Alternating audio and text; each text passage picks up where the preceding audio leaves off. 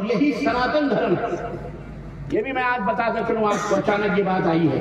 سناتن دھرم کا مطلب کیا ہے؟ سناتن دھرم کا مطلب کیا ہے؟ سنسکرت کا لفظ ہے، سنسکرت کا لفظ ہے۔ مسلمانوں، نہ سنبھلو گے تو مٹ جاؤ گے ہندوستان والوں، تمہاری داستان تک بھی نہ ہوگی داستانوں میں تمہیں کن کن راہوں سے اور کن کن گوشوں سے اور کن کن زاویوں سے جگانے کی کوشش کرو۔ سنسکرت کا لفظ ہے سناتن دھرم۔ سناتن دھرم کو اردو میں کہیں گے لازوال دھرم، ابدی دھرم، ہمیشہ سے رہنے والا دین اور دھرم، بہت پرانا دھرم، بہت قدیم دھرم سناتن۔ کہو گے ربانی صاحب یہ کہاں سے آپ نے اسلام کو یہاں ٹھونک دیا؟ میں نے نہیں ٹھونکا۔ سورہ بینہ پڑھیے، اللہ رب العزت نے اس دھرم کا ذکر کیا ہے، وما امروا الا ليعبدوا الله مخلصين له الدين حنفاء وذلك دین القیم۔ اٹھاؤ ڈکشنری، اٹھاؤ لغت کی کتابیں، اٹھاؤ دنیا کی لغت کی کتابیں اٹھاؤ، اور دین القیم کا مطلب کیا ہوتا ہے، اس کا معنی کیا ہوتا ہے؟ ہمیشہ سے رہنے والا دین، قائم دین، دین الدین القیم، ہمیشہ سے رہنے والا دین۔ کون سا دین ہے جو ہمیشہ سے اور ہمیشہ رہنے والا ہے اور قیامت تک رہنے والا؟ پتہ ہے وہ اسلام ہے، دین القیم ہے، وہی سناتن دھرم ہے جو لازوال ہے، ہمیشہ سے ہے اور ہمیشہ رہے گا انشاءاللہ تبارک و تعالی۔ آپ کہیں گے کہ آپ یہ بات کیسے کہہ سکتے ہیں؟ جی ہاں، میں یہ بات اس لیے کہہ سکتا ہوں کہ سناتن دھرم کا مطلب دین القیم رب نے فرمایا، اور اس کی تعلیم کیا ہے دین قیم کی، سناتن دھرم کی؟ باپ کی غلطی، بیٹے کی غلطی باپ کے سر پہ نہ تھوپی جائے۔ تم نکلے ہو غلط راہوں کی طرف، تمہارے باپ، بھارت کے لوگوں، تمہارا جو پہلا باپ تھا، آج تم برہمن بنو، ٹھاکر بنو، چھتری بنو، دلت بنو، کچھ بھی بنو، کسی بھی طرح سے تم دنیا کے اندر اپنے آپ کو، دنیا کے بھارت کے اندر اپنے آپ کو کہلوا لو، کسی بھی ذات پات سے لگ جاؤ، اس سے کچھ غرض نہیں ہے ہم کو۔ لیکن یہ حقیقت آپ کو سمجھنا پڑے گی کہ ہم سب ایک باپ اور ماں کی اولاد ہیں۔ ایک منشیہ حضرت آدم علیہ السلام جو دین اسلام لے کر کے آئے، ان کا دھرم، ان کا دین جو تھا وہ دین اسلام تھا، اور اس دین کا سب سے پہلا قانون رب بتا رہا ہے، وما امروا الا ليعبدوا الله مخلصين له الدين۔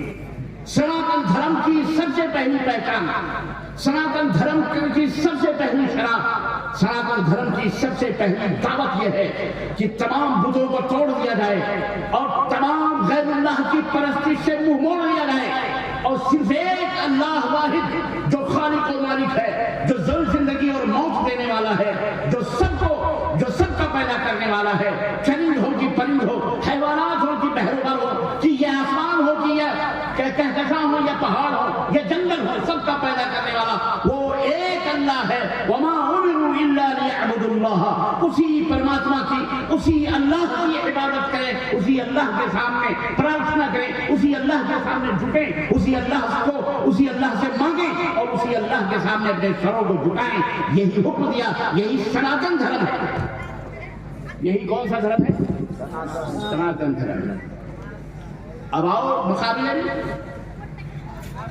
1000 بتوں کو رکھ کر 36 کروڑ بتوں کی پرستش کرنے والے بھی اپنے آپ کو ہنسے تو ہنسے، سوپ ہنسے، چھلنی کے ہنسے جس میں 72 چھید۔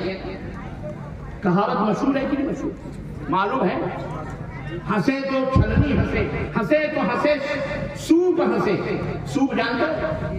میں بہنیں اچھی طرح سے سمجھتی ہیں، جس میں چاول دال پھٹکے جاتے ہیں اس کو سوپ بولتے ہیں۔ یہاں کیا بولتے ہیں؟ کولا۔ ہنسے تو کولا ہنسے، مولا کیا ہنسے جس میں 72 چھید۔ چھلنی کو کیا بولتے ہیں؟ چالنی۔ چالنی کیا ہنسے جس میں 72 چھید۔ جہاں دیکھا چلتا پھرتا حرکت برکت کرنے والا وہی جے ہو مہاراج، وہی سب جھکا دیا، اسی کی پوجا شروع کر دی ہے۔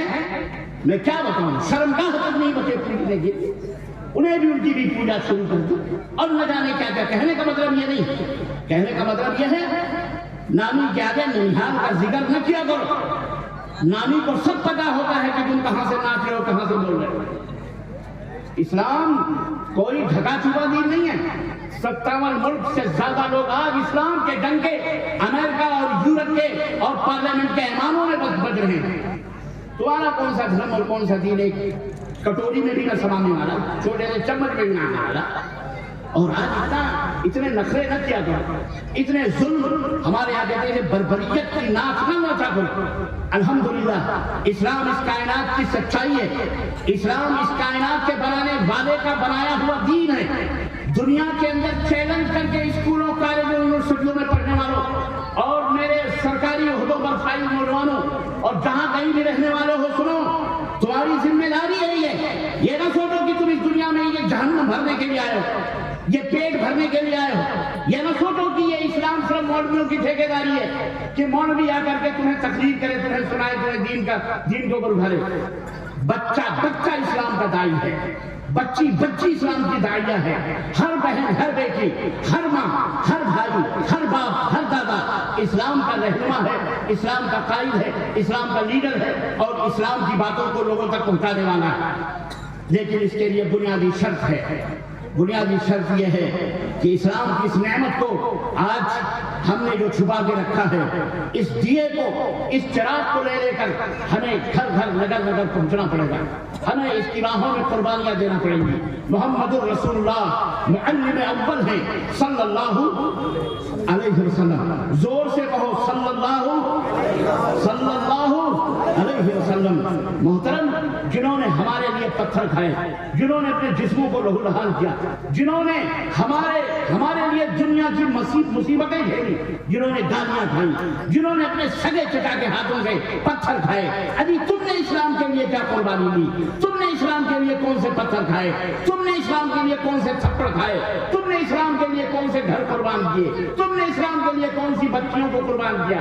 تم نے اسلام کے لیے کون سے بیٹے قربان کیے؟ قربانیاں دیکھنی ہیں تو اپنی سیرت کو پلٹو, اپنی تاریخ کو پلٹو اور صحابہ کرام کی تاریخ کو, اپنے نبی حضرت محمد رسول اللہ, زور سے کہو صلی اللہ علیہ وسلم کی تاریخ کو دیکھو کہ مکے کی گلیوں میں چلتے ہوئے جب لا الہ الا اللہ کی دعوت دے رہے ہیں تو سگا چچا ابو لہب جو آپ کی پیدائش پر خوش ہو کر سویبیہ لونڈی کو آزاد کرتا ہے, وہی سگا چچا نبوت کا اعلان سننے کے بعد میں نبی کے پیچھے پیچھے جیب میں کنکریاں پتھر بھر کر کے چلتا ہے. جس مجلس میں نبی جاتے ہیں, پڑھ لو لا الہ الا اللہ, کامیاب ہو جاؤ گے, قائد بن جاؤ گے, دنیا کے مالک بن جاؤ گے. نبی اس مجلس سے جاتے ہیں, پیچھے سے پتھر ٹکا کے نبی کے قدم مبارک پر مارتا ہے, لوگوں سے کہتا ہے یہ پاگل ہو گیا ہے, یہ جادو کیا گیا ہے اس کے اوپر جن سوار ہے, اس کے اوپر بھوت سوار ہے. نعوذ باللہ, استغفر اللہ. اللہ واقعی جسے ہدایت نہیں دیتا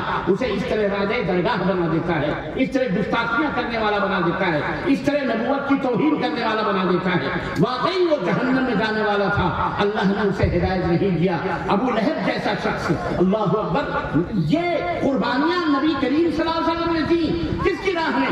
جس لا الہ الا اللہ کو بڑی آسانی سے پڑھ کر ٹھنڈے پیٹوں اپنے آپ کو کہتے ہم مسلمان ہیں, اور کارنامے کافروں سے بھی بدتر ہیں, کارنامے غیر مسلموں سے بھی بدتر ہیں. ہمارے کارنامے, ہماری عورتیں, ہمارا معاشرہ, ہمارا سماج, ہماری سوسائٹی غیر مسلم بھی ہم کو دیکھ کر نفرت کرتا ہے. عزیزان محترم, اتنی آسانی سے یہ کلمہ توحید ہم تک نہیں پہنچا, اتنی آسانی سے یہ پھولوں کی سیک سے گزرتا ہوا یہ دین اسلام ہم تک نہیں آیا ہے. یہ جناب علی یہ ہنستا مسکراتا یہ دین اس طرح سے کھیلیاں کھیلتا ہوا ہمارے پاس نہیں آیا ہے.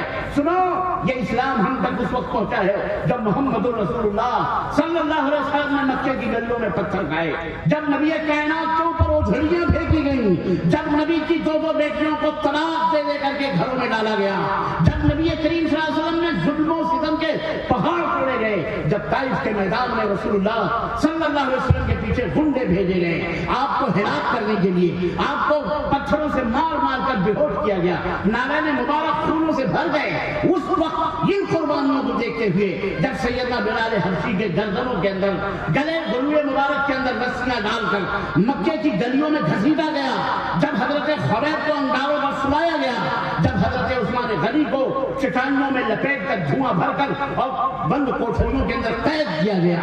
ان تمام قربانیوں کے ہوتے ہوئے جب امیر حمزہ نے غزوہ احد کے اندر اپنے کلیجوں کو چلوایا, اپنے پھیپھڑوں کو چلوایا, جب ٹکڑے ٹکڑے ہو گئے صحابہ کے, ان راستوں سے گزرتا ہوا یہ اسلام ہم تک پہنچا ہے. اے مسلمانوں, اے میرے عزیزوں, اس نعمت اسلام کی قدر کرو جو تمام نعمتوں میں سب سے بڑی نعمت ہے, تمام نعمتوں میں سب سے افضل نعمت ہے. اس کی عزت کرو گے تب تمہیں عزت ملے گی.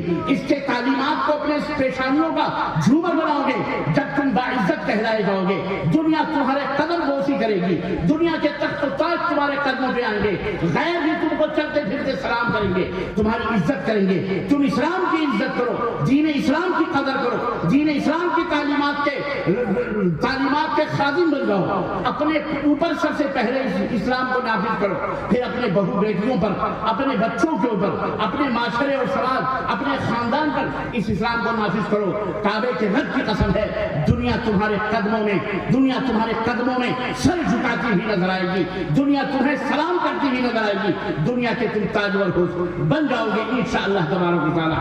میرے عزیزوں, علامہ اقبال نے کہا تھا وہ معزز تھے زمانے میں مسلمان ہو کر اور ہم خوار ہوئے تاریخ قرآن ہو کر. ہم نے قرآن کی عزت کی, قرآن کو بھول گئے. وہ قرآن جو اسلام کے پورے مفاہیم اور معنی کو لے کر آخری کتاب اللہ تبارک و تعالیٰ نے انسانیت کی ہدایت کے لیے اتاری, ہم اس قرآن کریم سے بیدار ہو گئے. اس کا حل کیا ہے؟ ہم اس عظمت رفتہ کو کس طرح واپس لا سکتے ہیں؟ ہم ان نیکیوں, ہم ان اللہ کی رحمتوں اور برکتوں سے کس طرح خود کو فیضیاب کر سکتے ہیں؟ کس طرح سے وہی رنگ اور وہی خوشبو ہمارے درمیان آ سکتی ہے, اور ہمارا معاشرہ کس طرح سے پھل پھول سکتا ہے اور بہترین ہو سکتا ہے, صالح ہو سکتا ہے, ہماری نسلیں کس طرح سے بہترین ہو سکتی ہیں؟ کچھ نہیں, بہت ہی مختصر چیز ہے, بہت ہی مختصر چیز ہے عزیزان گرامی, بہت ہی آسان چیز ہے. ان آسان فارمولوں پر عمل کرو, انشاءاللہ تبارک و تعالی. رب نے فرمایا ہے یا ایھا الذین آمنوا اتقوا اللہ وقولوا قولا سدیدا یصلح لکم اعمالکم ویغفر لکم ذنوبکم ومن یطع اللہ ورسولہ فقد فاز فوزا عظیما. یہ نسخہ کیمیا قرآن تمہیں دے رہا ہے جو ہر خطیب, ہر مقرر, ہر جمعے کا خطبہ دینے والا خطیب خطبہ ممبر پر پڑھ, ممبر پر اس آیت کریمہ کی تلاوت کرتا ہے, پر افسوس ہمیں اس کا معنی نہیں معلوم ہے, یا بتایا بھی جاتا ہے ہم توجہ نہیں دیتے.